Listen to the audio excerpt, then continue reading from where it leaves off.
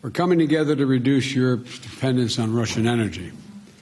Putin has issued Russia's energy resources to coerce and manipulate its neighbors. That's how he's used it. He's used the profits to drive his war machine. And that's why earlier this month I announced the United States would ban all imports of Russian energy to make it clear that the American people would not be part of subsidizing Putin's brutal, unjustified war against the people of Ukraine. At the time, I noted that we were able to take this step when others could not because the United States is a net exporter of energy with a strong domestic industry. And the United States welcomed the European Union's powerful statement earlier this month, committing to rapidly reduce its dependence on Russian gas. Today, we've agreed on a joint game plan toward that goal, while accelerating our progress toward a secure, clean energy future. This initiative focuses on two core issues. One, helping Europe reduce its dependency on Russian gas as quickly as possible. And secondly, reducing Europe's demand for gas overall.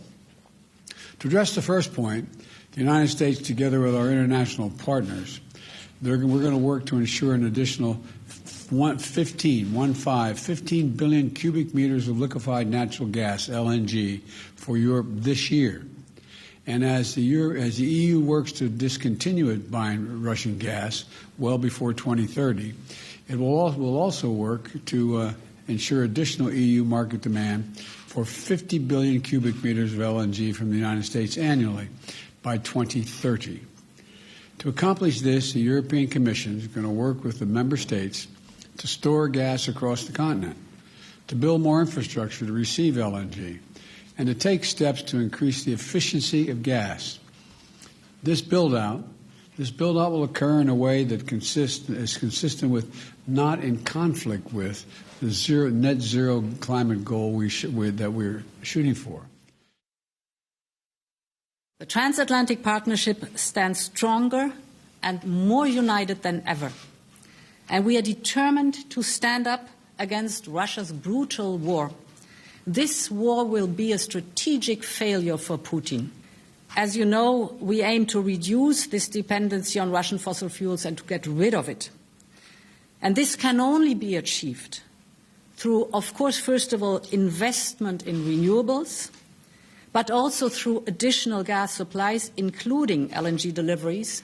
So we want, as Europeans, to diversify away from Russia towards suppliers that we trust, that are friends and that are reliable. Well, that was the latest from Brussels. We can now see the latest from Sky. Sally Lockwood, she's in Lviv in western Ukraine. And she says this deal is a significant step towards moving away from the world's reliance on Russian energy.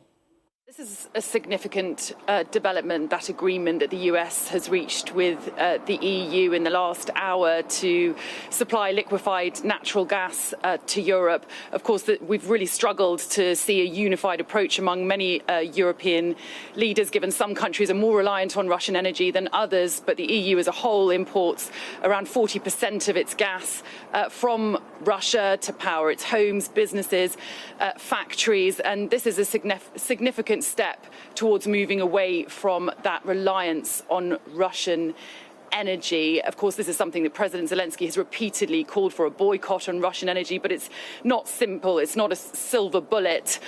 This is something, though, that they hope to roll out starting this year. Although they don't have the same distribution pipelines in terms of importing natural gas by sea into Europe. So there are estimates that they could only manage to fill around 2/3 of the supply that Russia already provides to Europe in terms of its gas supplies, and it could also end up being far more expensive for consumers.